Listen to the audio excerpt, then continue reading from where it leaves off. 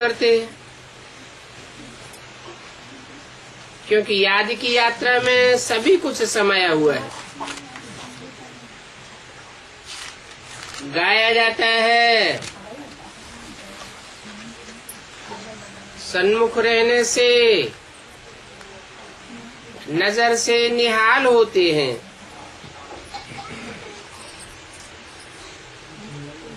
क्योंकि आत्मा की नजर जाती है ना परमपिता परमात्मा में।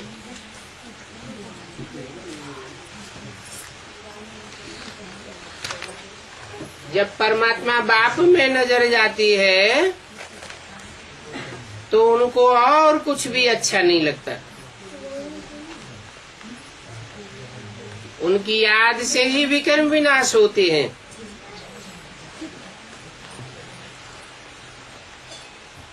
तो बच्चों को अपने ऊपर कितनी खबरदारी रहनी चाहिए, क्योंकि याद न करने से माया समझ जाती है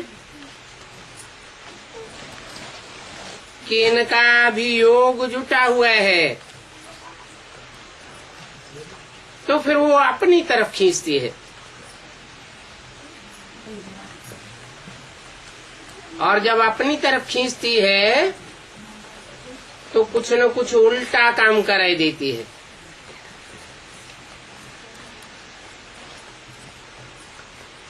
बच्चे जब उल्टा काम कर लेते हैं तो जैसे कि बाप की निंदा कराते हैं।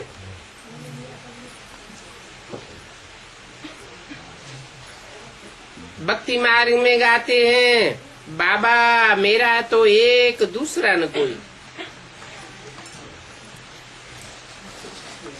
तो इसके लिए भी बाप कहते हैं, बच्चे ये मंजिल बहुत ऊंची है। कौन सी? मेरा तो एक बाबा दूसरा न कोई।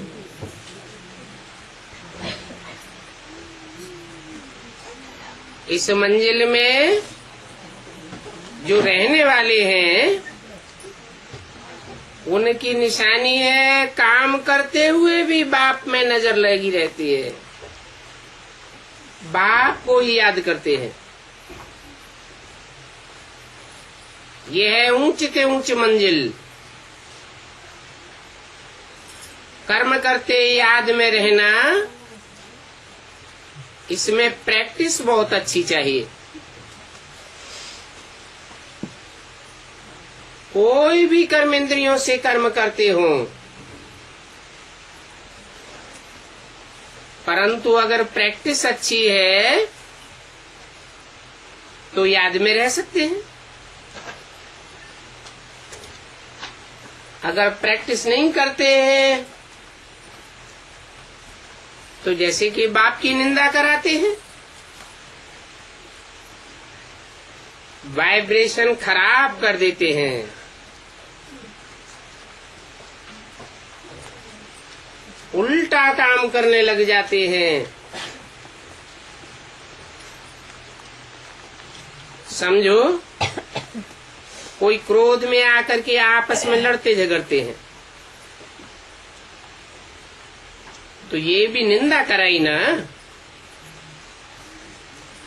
इसमें बड़ी खबरदारी रखनी है। अपने गृहस्थ व्यवहार में रहते हुए बुद्धि एक बाप से लगाना है। व्यवहार में अनेकों के साथ आना पड़ता है, परंतु बुद्धि तो एक बाप में लगानी है ना। ऐसे भी नहीं है कि कोई संपूर्ण हो गया है, नहीं। कोशिश ऐसी करनी चाहिए कि हम ऐसे देही अभिमानी बने। देह अभिमान में आने से कुछ न कुछ उल्टा काम हो जाता है। गोया बाप की निंदा कराते हैं।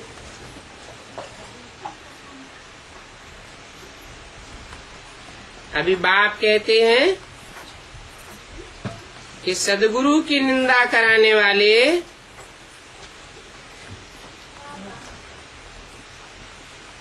लक्ष्मी नारायण के पास ठौर नहीं पावेंगे।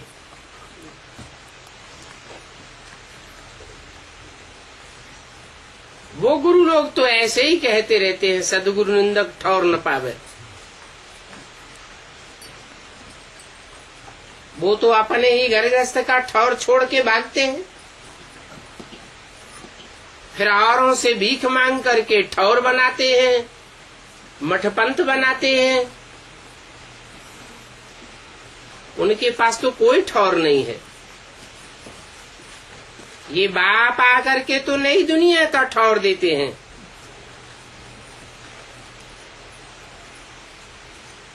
उसके लिए अभी से पुरुषार्थ करते रहो।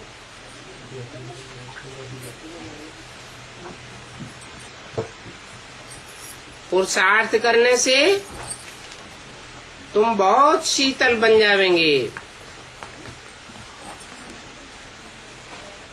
मन भी शीतल हो जाएगा, तन भी शीतल हो जाएगा, इंद्रियां भी शीतल हो जाएंगी। 5 विकारों की सभी बातें निकल जाएंगी।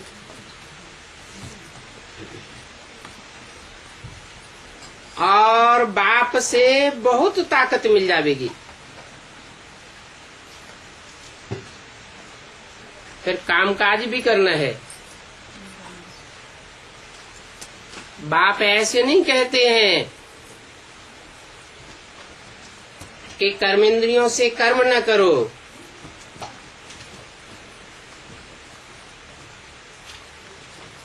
वहां नई दुनिया में तो तुम्हारा कर्म अकर्म हो जाएगा।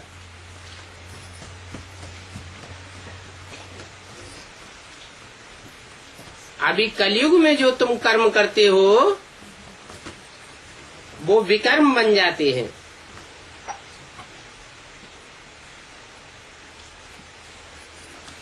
अभी पुरुषोत्तम संगम युग पर तुमको सीखना होता है।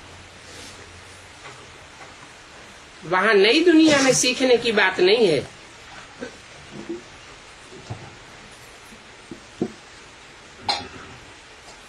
यहाँ का सीखा हुआ वहां साथ में चलेगा।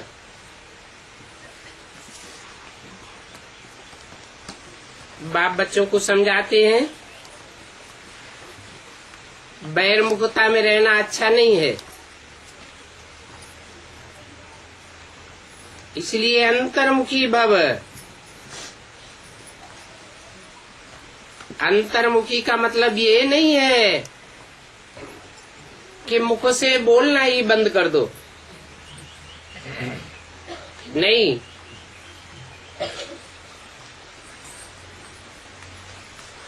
कोई मुख से बोलना बंद कर दे और अंदर से संकल्प चलते रहे, विकल्प चलते रहे, तो वह और ही वायुमंडल को खराब करेगा। इसलिए अंदर और बाहर दोनों प्रकार का मौन चाहिए।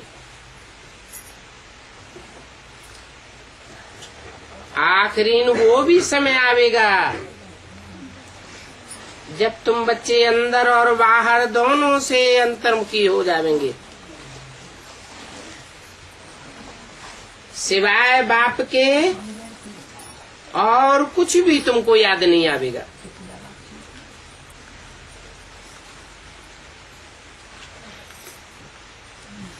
जब तुम परम धाम से आए थे तब भी ऐसे ही स्थिति में आए थे। उस समय तुमको अपनी आत्मा के सिवाय और किसी की भी याद नहीं थी।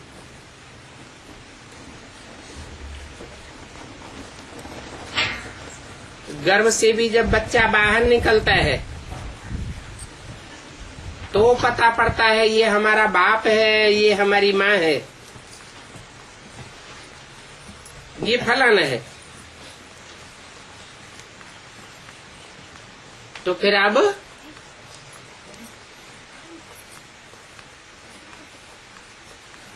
अपने बाप के घर में जाना भी ऐसे ही है। मैं आत्मा और मेरा बाप, उनके सिवाय और कोई की भी याद बुद्धि में न बैठे।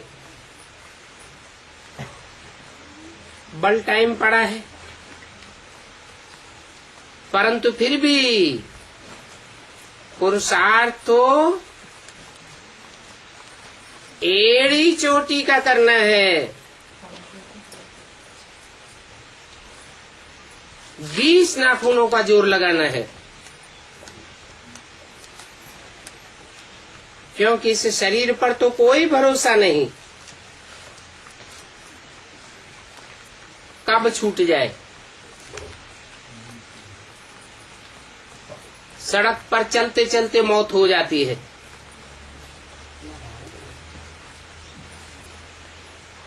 तो बच्चों को कोशिश करते रहना चाहिए, ऐसी कोशिश करें जो घर में भी बहुत शांति बनी रहे,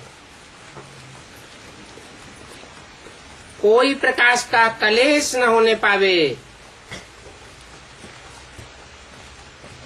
नहीं तो घर मोहल्ले वाले सभी कहने लग पड़ेंगे कि इनमें कितनी अशांति है, और ये अपन को शांति के सागर के बच्चे कहते हैं।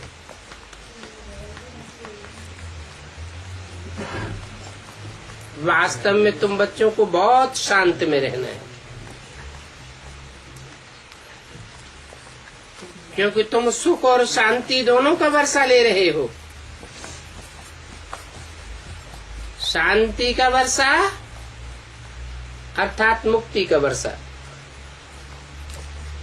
सुख का वर्षा अर्थात जीवन में रहते हुए भी दुख दर्दों से मुक्ति का वर्षा। सुख लेते हो, दुख नहीं लेते हो। अभी इस दुनिया में तो तुम कांटों के बीच में रहते हो, नई दुनिया में तो सुखदाई खुशबूदार फूल ही फूल होंगे।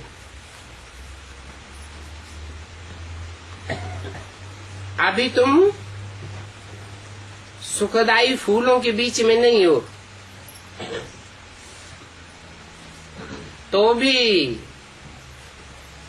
दुख देने वाले कांटों के बीच में रहते हुए भी तुमको फूल बनना है। कांटों के साथ रह करके कांटा नहीं बनना है।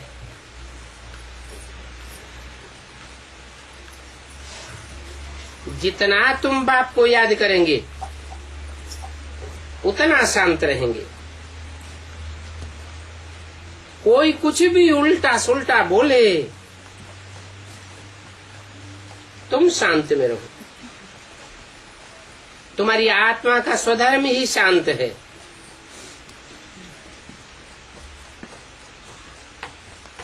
आत्मा है ही शांत स्वरूप।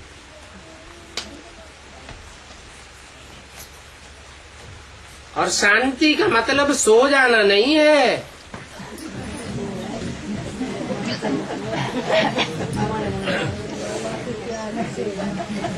आत्मा जब अपनी असली शांति स्वरूप में टिक जावेगी तो निद्राजीत बन जावेगी और शांत स्वरूप भी रहेगी। आत्मा है ही शांत स्वरूप।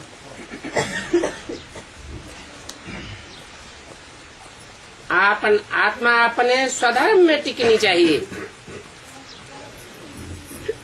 तुम जानते हो, हमको अभी अपने उस घर में जिसे शांति धाम कहा जाता है, वहां जाना है।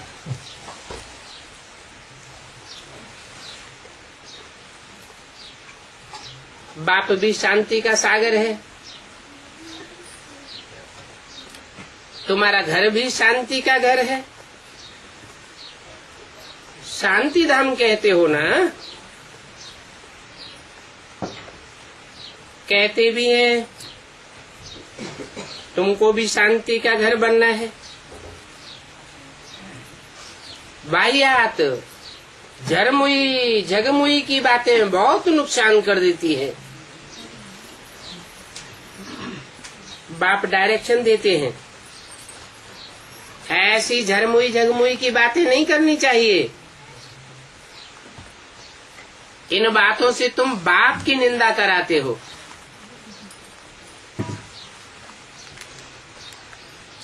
शांति में कोई प्रकार की निंदा व विकर्म होता ही नहीं है। बाप की याद में रहने से और ही विकर्म विनाश होते रहेंगे। अशांत न खुद होना चाहिए और न दूसरों को अशांत करना चाहिए। नहीं तो तमो प्रधान आत्मा खुद भी अशांत होती है और उनको भी अशांत करती है।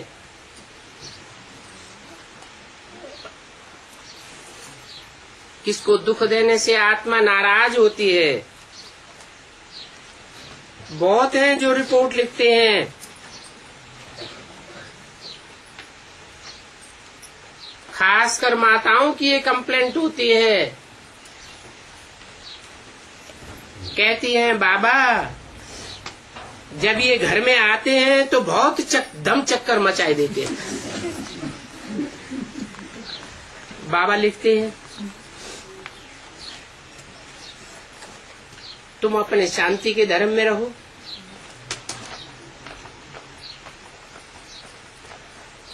हातम ताई की कहानी भी है। उनको कहा मुख में मुलहरा डाल दो तो आवाज निकलेगा ही नहीं। तुम भी बाप की याद का मुलहरा मुख में डाले रहो, फिर वो भी ज्यादा बोल नहीं सकेंगे। तो तुम बच्चों को शांति में रहना है। मनुष्य शांति के लिए बहुत धक्के खाते रहते हैं। तुम बच्चे जानते हो हमारा बाबा मीठा शांति का सागर है।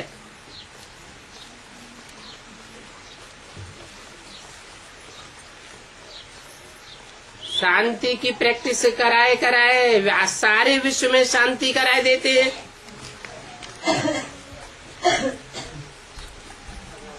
फिर अपने भविष्य विश्व मर्तबे को भी याद करो।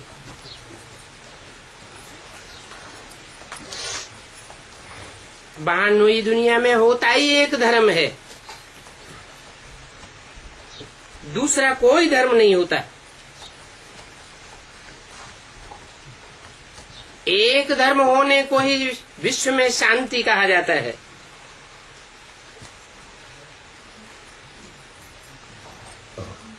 एक धर्म हेवन कहा जाता है।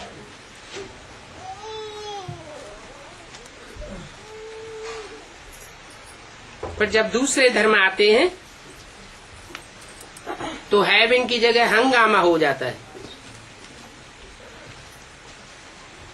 अभी देखो दुनिया में कितनी अशांति है। तुम बाप का वर्षा सारे विश्व का राज्य लेते हो, तो वहां एक धर्म होने के कारण कितनी शांति रहती है। अभी तुम समझते हो कि हमारा तो घर ही शांति धाम में है, क्योंकि हमारा स्वधर्म ही शांत है। ऐसे तो कोई नहीं कहेंगे कि हमारे शरीर का स्वधर्म शांत है।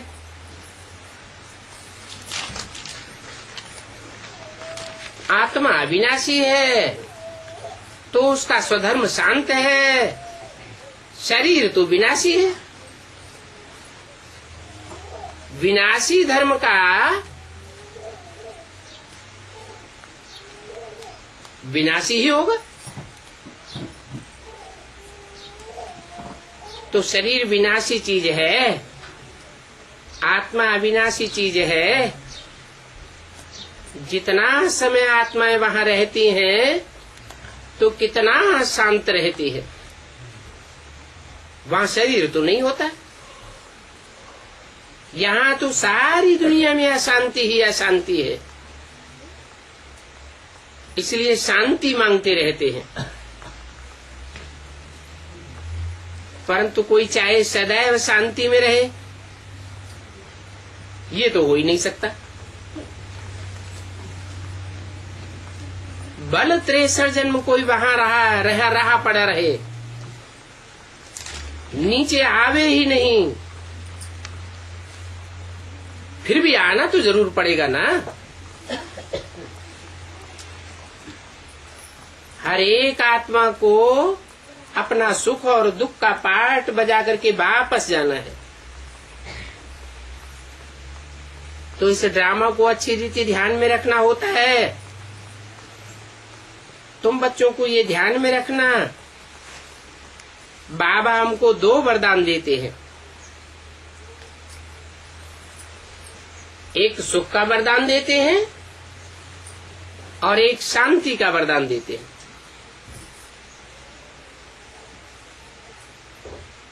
जिनमें मैं प्रवेश करता हूं, इनकी आत्मा भी बैठ सुनती है।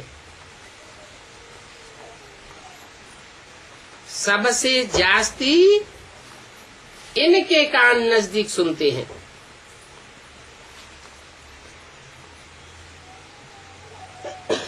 इनका कान मुख के नजदीक है ना, तुम्हारा कान तो फिर भी इतनी दूर है। इनका तो मुख, इनका कान बिल्कुल नजदीक है,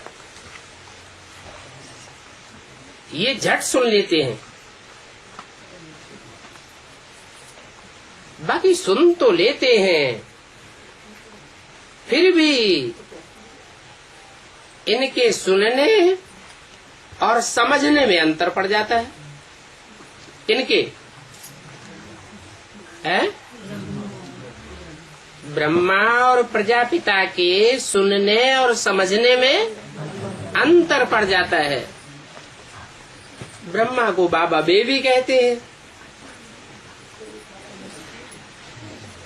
ब्रह्मा है बेबी बुद्धि, तो उतनी जल्दी समझ नहीं सकता है। सुनते तो हैं लेकिन समझ नहीं सकते।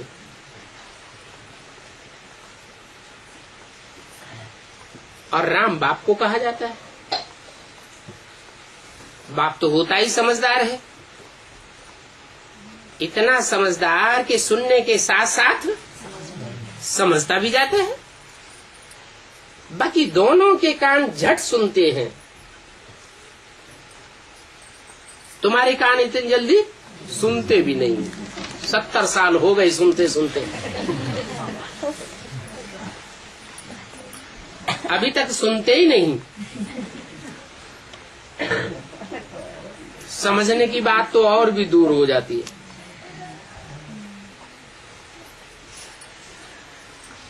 चाहे तो सभी बातें समझ सकते हैं।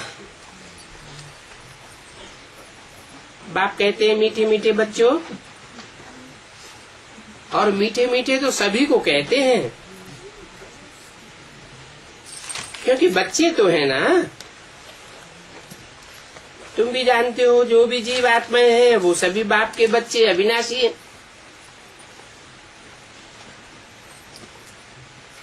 शरीर तो बच्चे नहीं है, शरीर तो लौकिक बाप का बच्चा होता है। पारलौकिक बाप तो है ही आत्मा, और सदैव आत्मा है। उसके बच्चे भी आत्मा ही है। बाप अविनाशी तो बच्चे भी अविनाशी हैं। तो बाप अपने बच्चों से ही वार्तालाप करते हैं। कौन से बच्चों से? है जो अविनाशी बच्चे हैं। अविनाशी का मतलब पूरे 84 का चक्र लगाने वाले हैं। जो आत्माएं कम चक्कर लगाती हैं, कम जन्म लेती हैं, उनके लिए कहेंगे कुछ न कुछ देहाभिमानी बने रह जाते। और तुम तो पूरे आत्माभिमानी बन करके वापस जाते हो। तो बाप अपने बच्चों से वार्तालाप करते हैं, माना आत्मिक स्थिति में रहने वाले बच्चों से वार्तालाप करते हैं। देहभान में रहने वाले बच्चों से वार्तालाप नहीं करते हैं। इसको कहा जाता है रूहानी नॉलेज। ये रूहानी नॉलेज रूह की स्टेज में स्थित रहने वाले बच्चों के पल्ले पड़ती है। और सुप्रीम रूह बैठ तुम रूहों को ही समझाते हैं। रूहानी बाप का प्यार रूहों के प्रति है। जो भी है वो सभी बच्चे रूह हैं। भला भी तमो प्रधान बन गए हैं,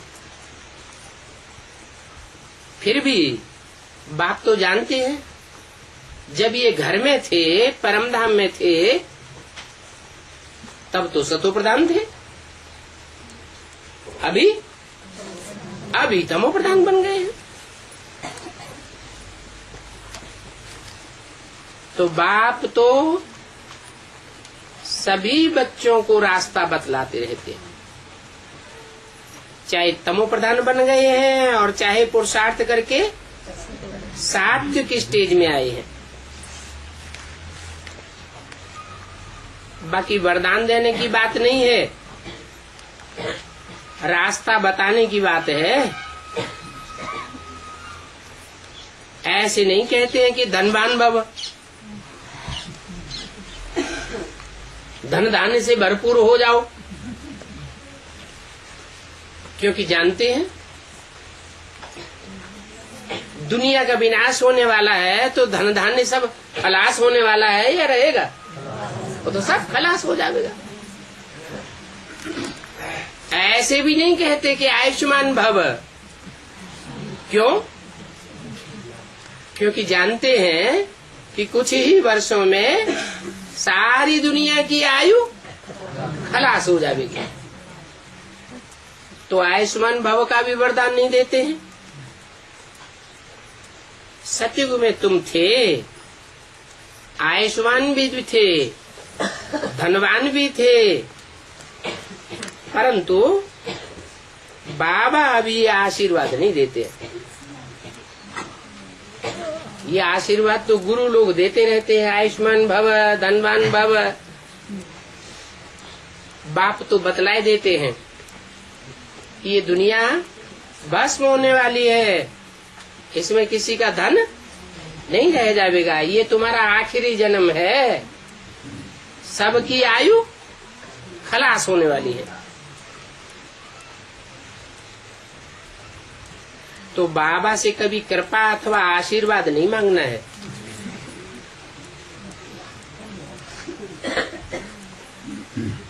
बाप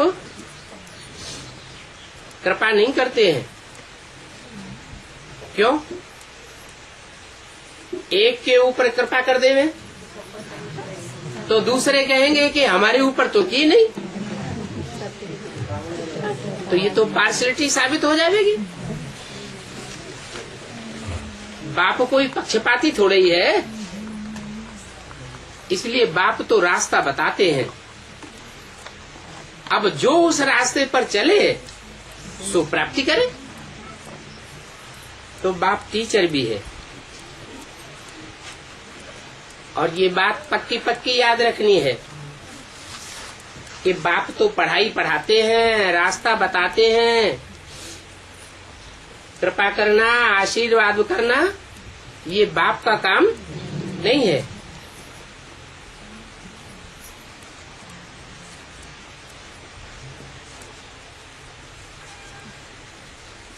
तो वो शिव बाबा हमारा बाप भी है, टीचर भी है और ज्ञान का सागर भी है। बाप ही बैठ करके अपना और रचना के आदि मध्य अंत का राज सुनाते हैं, जिससे तुम चक्रवर्ती राजा बन जाते हो। ये सारा ही चक्कर ऑलराउंड है, बाप समझाते हैं। इस समय ये सारी दुनिया रावण राज्य में है। एक भी आत्मा ऐसी नहीं है जो इस रावण राज्य से बाहर हो। सबके ऊपर रावण का कंट्रोल है। वो भक्ति मार्ग वाले तो समझते हैं कि रावण का राज्य सिर्फ लंका में था। वास्तव में ये सारी दुनिया ही बेहद की लंका है। इसके चारों तरफ पानी ही पानी है।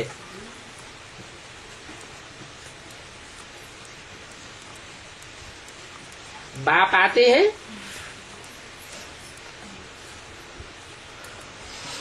तो विष्णु की दुनिया बनाते हैं। विष्णु की दुनिया का नाम क्या होता है? क्षीर सागर। वहां दूध और दूध की नदियां बहेंगी। अब ये सारी दुनिया राम की बनेगी। अभी तो रावण राज्य है।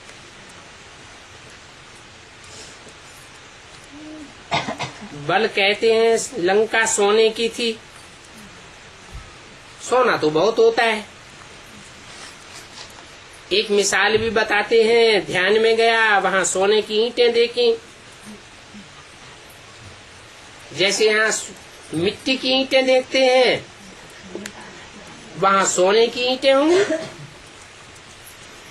तो ख्याल किया जाता है कि वहां से हम सोना ले आवे।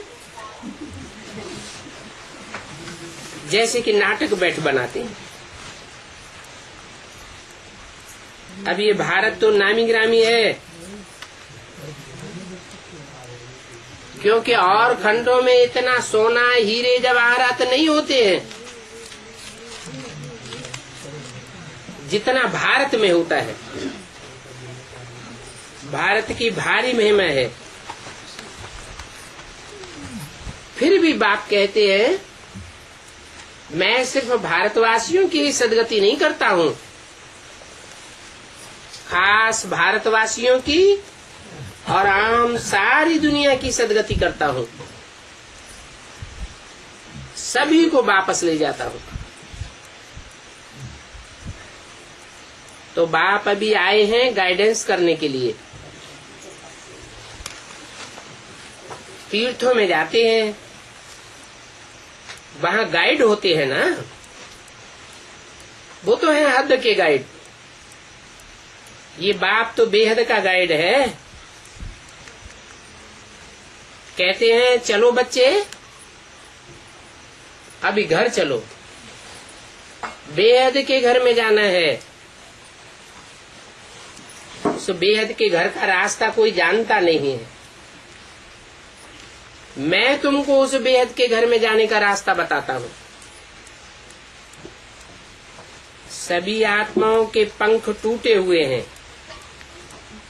मैं आकर के ज्ञान योग के पंख तुमको देता हूँ, जिन पंखों से उड़ करके तुम ऊंची स्टेज में जावेंगे और पतित से पावन बन जावेंगे। क्योंकि पावन बनने बगैर तो कोई वापस जा ही नहीं सकता है। और पतितों को पावन बनाने वाला एक ही बाप है, एक के सिवाय और सब इस दुनिया में पतित बनाने वाले हैं, पावन बनाने वाला कोई है ही नहीं। इसलिए बाप का ही नाम है सदाशिव। शिव माने कल्याणकारी, एक शिव ही कल्याणकारी है और बाकी तो सभी क्या कल्याण ही करते हैं। इसलिए 63 जन्म से भक्ति करते आए, भक्ति करते करते भी इसी दुनिया में पड़े हुए हैं। दुनिया में दुख दर्द और ही बढ़ते जाते हैं। वापस तो कोई शांति की दुनिया में जा ही नहीं सकता। ये ला नहीं कहता है। ये जो भक्ति मार्ग में कहते हैं कि ज्योति ज्योति समाया, पार निर्वाण गया, बुद्ध पार निर्वाण गया, महावीर पार निर्वाण गया, ये सब झूठी बातें हैं। अगर पार निर्वाण कोई गए होते, निर्वाण धाम में कोई वापस गए होते, तो दुनिया की आबादी कम होने लगती या बढ़ती जाती? आबादी तो बढ़ती ही जाती है। तो पार निर्वाण तो कोई जाता ही नहीं। फिर कहते हैं स्वर्ग पधारा। जो मरेगा उसके लिए कहेंगे स्वर्ग पधारा।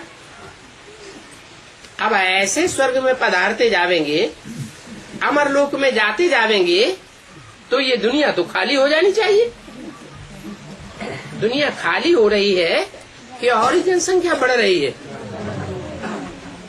ये सभी गपोड़े हैं जो कहते हैं स्वर्ग पधारा, पार निर्वाण गया, ज्योति ज्योति में समाया।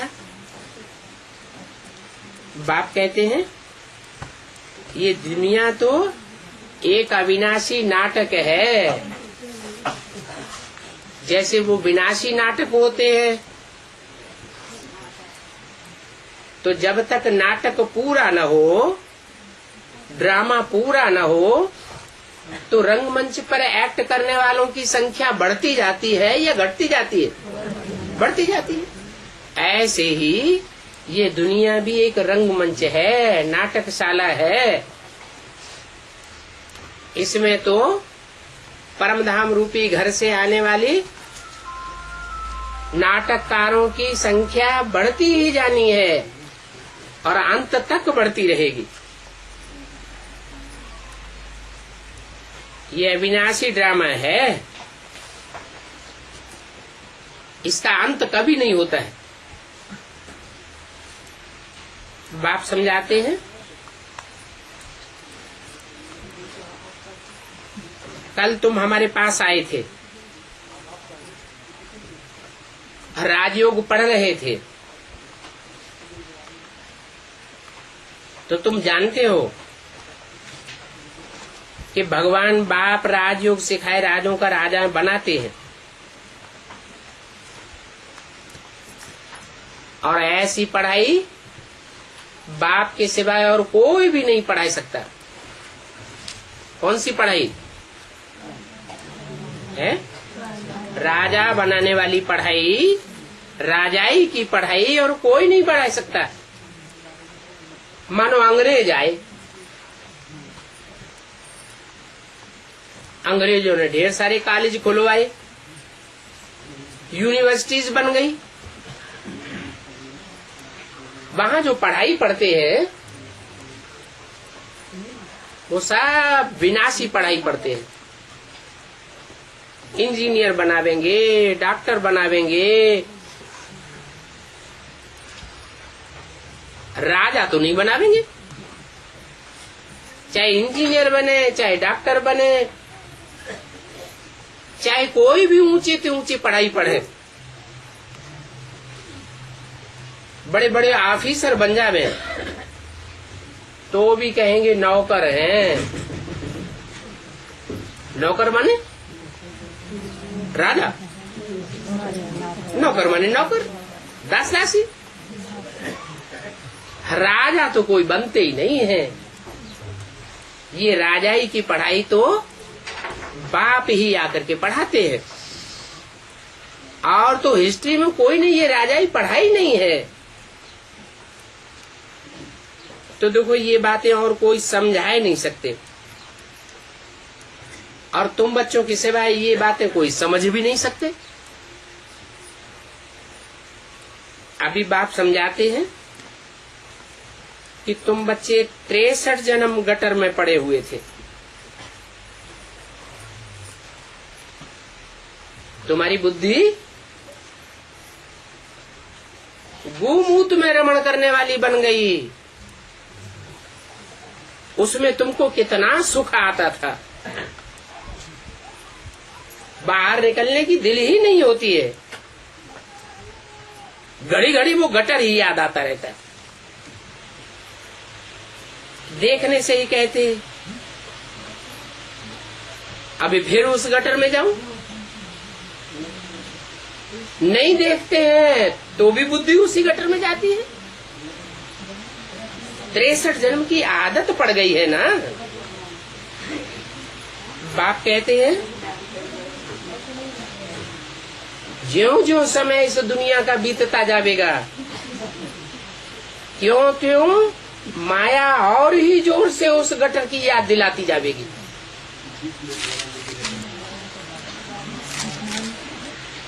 दुनिया ऐसी हो जाएगी जैसे बंदरों की दुनिया।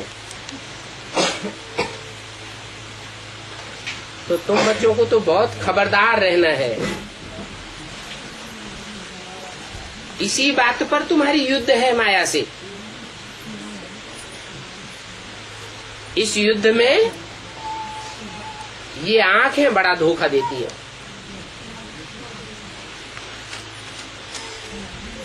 देखने से ही एकदम रफू चक्कर हो जाते हैं।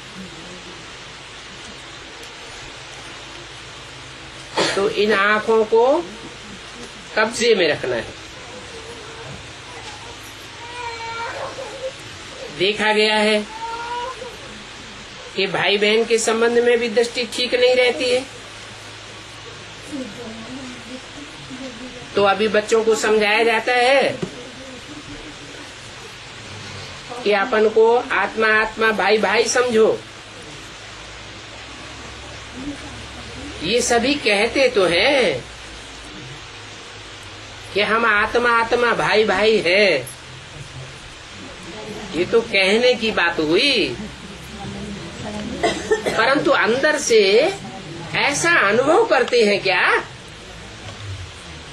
समझते हैं क्या? अनुभव तो नहीं करते। तो जैसे कि मेढक हो गए, मेढक फालतू ही ट्रा ट्रा करता रहता है। ऐसे ही बाप को 70 साल पढ़ाते पढ़ाते हो गए, अभी भी गीत गाते रहते हैं। हम हैं आत्मा, तुम हो आत्मा, आपस में भाई भाई।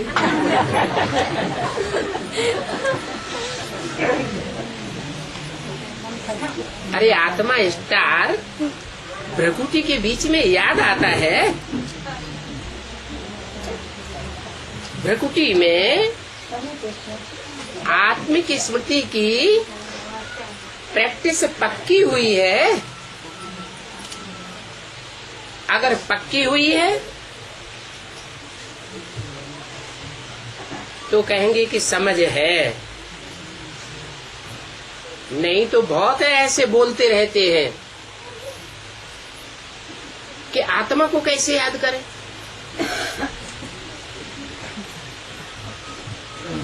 हमें आत्मा दिखाई नहीं पड़ती। अरे आत्मा देखने की चीज है, इन आंखों से देख सकते हैं, या अनुभव करने की चीज है। तो देखो अर्थ कुछ भी नहीं समझते हैं। जैसे कि मेढक अभी तुम बच्चे तो बाप की हर यथार्थ बात का अर्थ समझ गए हो। बाप मीठे मीठे बच्चों को बैठ समझाते हैं कि तुम बच्चे एक बाप के आशुक भक्ति मार्ग में भी थे, वहां भी तुम एक मासूक को याद करते थे। जन्म जन्मांतर कहते आए हाय राम, हे भगवान रहम करो, ऐसे कहते थे ना। तो देखो इस दुख की दुनिया में ऐसे कहते हैं, नई दुनिया स्वर्ग में तो कब ऐसे नहीं कहेंगे हे भगवान, हे राम, हाय राम रहम करो,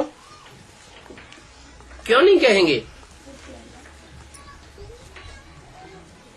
वहां तो राम का राज्य होता है और यहाँ तो सारी दुनिया में रावण का राज्य है।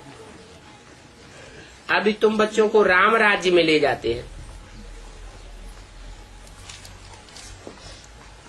तो समझना चाहिए कि जब हम राम के राज्य में जाते हैं तो राम की श्रीमत पर चलना चाहिए ना।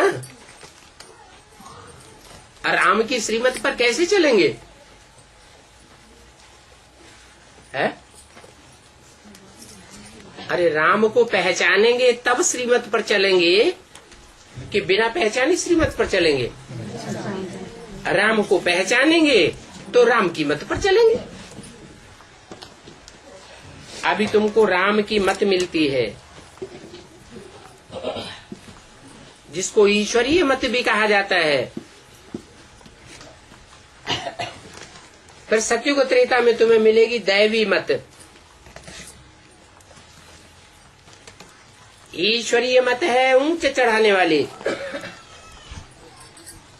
और दैवी मत हो चाहे मनुष्य मत हो, वो सब नीचे गिराने वाली है। ऊंचा चढ़ाने के लिए तुमको सिर्फ अभी मत मिलती है, और अभी तुम राम को पहचान सकते हो। फिर राम की पहचान न सतयुग में होगी, न त्रेता में होगी, न द्वापर में, और न कलयुग में।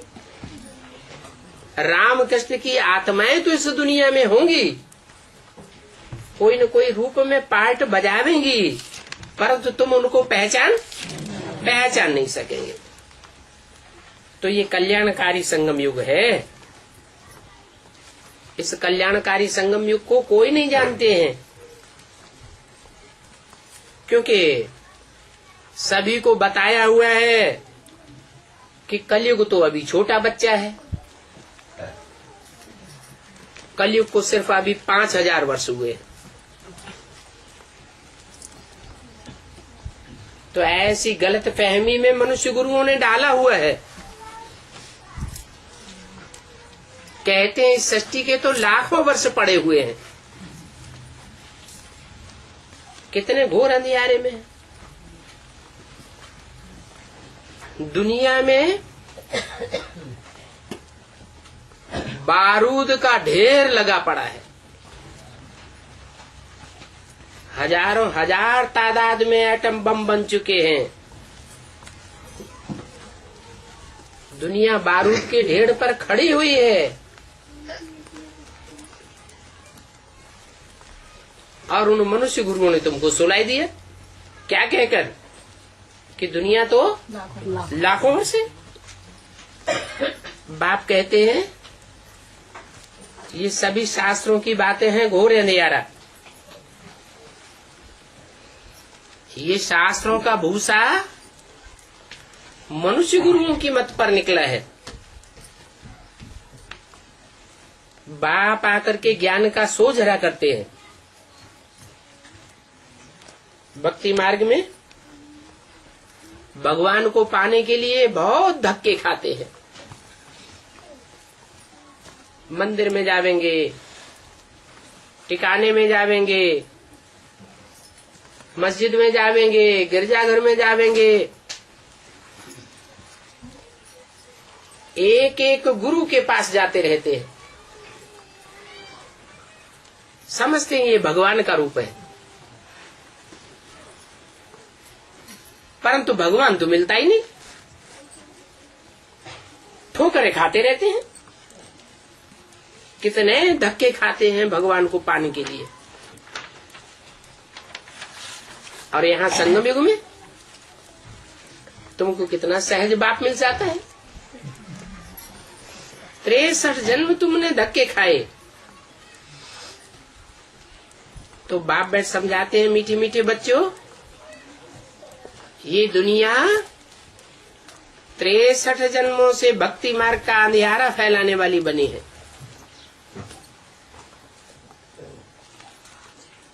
अभी मैं तुमको ज्ञान के सोजरे में ले जाता हूँ। 63 जन्म तुम्हें भगवान नहीं मिला, भगवान का परिचय नहीं मिला, भगवान का साथ नहीं मिला। अभी मैं तुम्हें अपना और अपनी रचना का, सृष्टि के आदि मध्य अंत का पूरा परिचय देता हूँ।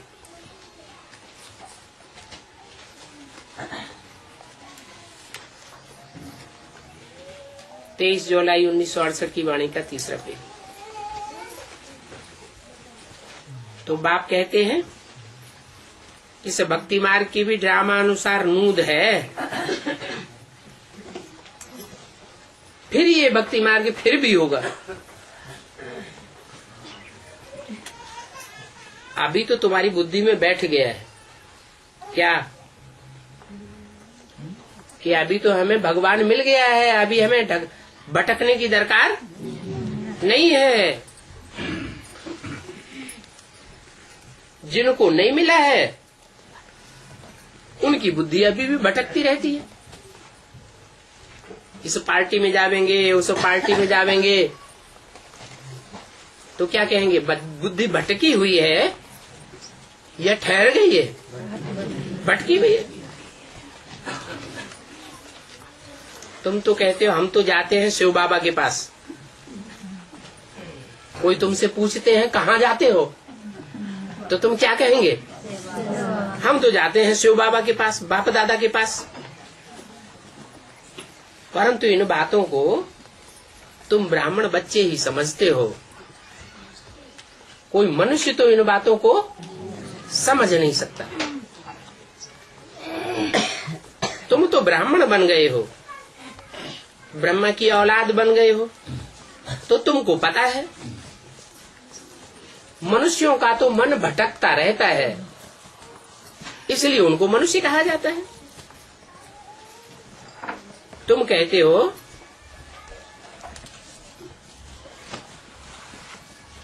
कि मनुष्य इन बातों को नहीं समझ सकते, समझने के लिए ब्रह्मा की औलाद बनना पड़े। तुम्हारे में भी कोई कोई है जिनको पूरा नहीं निश्चय नहीं बैठता है, तो माया उनको एकदम हप कर लेती है।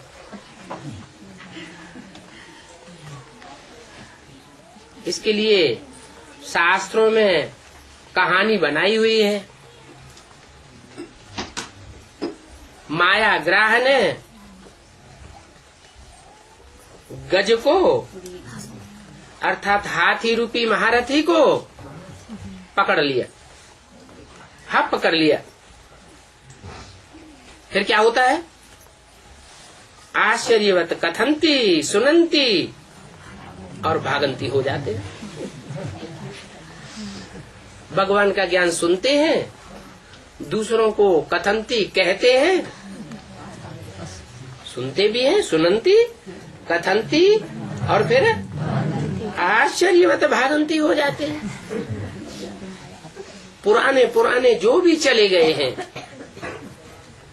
उनका भी ये गायन है, और अभी अभी नए नए जो निकल रहे हैं वो भी भागंती होते रहते हैं, उनका भी यही गायन है। अच्छे अच्छे महारथियों को माया हराए लेती है। बच्चे बाबा को लिखते हैं, बाबा आप अपनी माया को हमारे पास मत भेजो। बाप कहते हैं अरे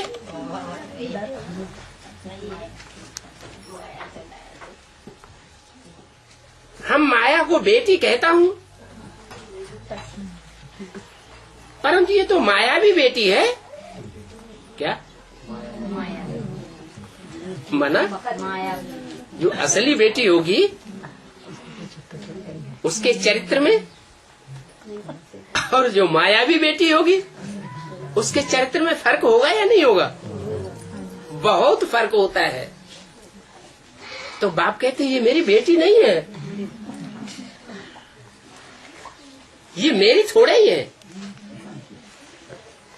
माया किसकी है?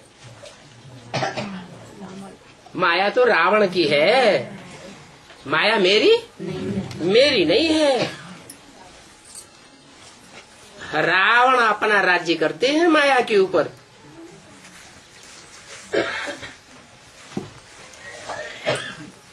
और माया बेटी की एक भुजा नहीं है क्या?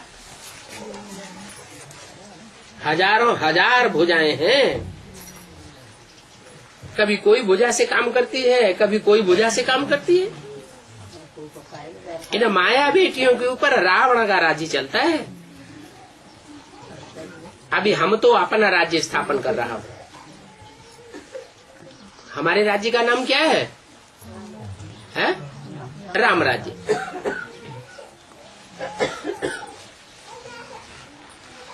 वो समझते हैं कि यह राज्य परंपरा से चला आया है। बाप भी समझाते हैं ये रावण तुम्हारा बहुत पुराना दुश्मन है, बहुत पुराना दुश्मन है, इसलिए हर वर्ष जलाते रहते हैं।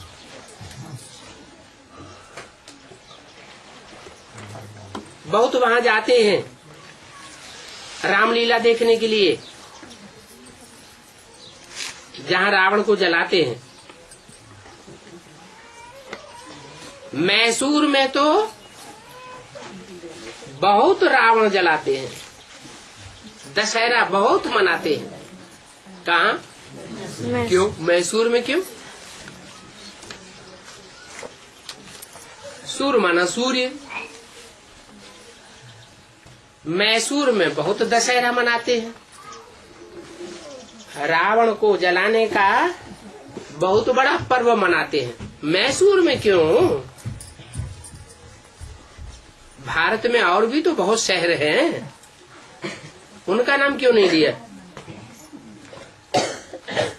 है?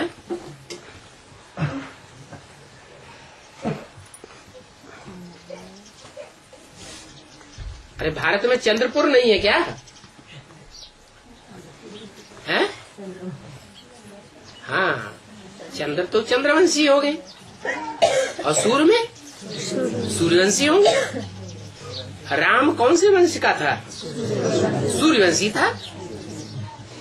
तो सूर्य क्या करता है? सूर्य तो कचड़े को जलाए देता है, भस्म कर देता है।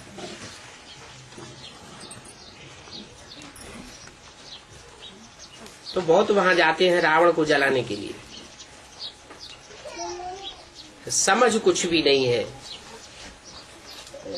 कि मैसूर में रावण को जलाने का इतना बड़ा मेला क्यों मनाते हैं।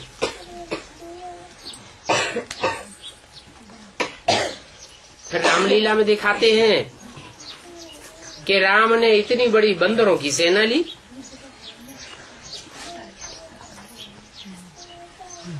अब किसी देश में बंदरों की सेना कोई ने देखी है क्या? है? बंदरों की सेना बनने लगे तो फिर मनुष्यों को भर्ती करने की दरकार ही नहीं।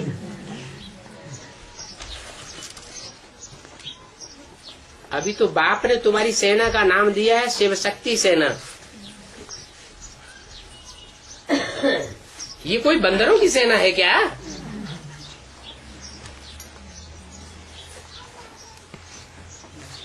उन्होंने फिर सेना का नाम डाल दिया है बंदरों की सेना। तो भक्ति मार्ग में शास्त्रों में बंदरों की सेना नाम क्यों डाल दिया? बाबा तो शिव शक्ति सेना कहते हैं, है? माने बाबा झूठ बोलते हैं।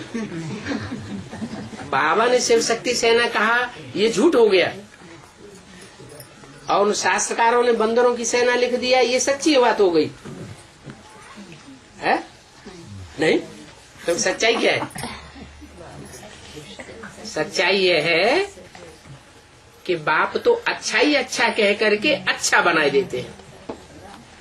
क्या बाप ये नहीं कह देखते कि ये भिखारी है, ये बंदर है। बाप तो भविष्य का रूप देखते हैं। इसलिए कहते हैं तुम हो शिव शक्ति सेना। बाप की नजर तुमको ऊंची नजर से देखती है या नीची नजर से देखती है? ऊंची नजर से देखती है। और वो गुरु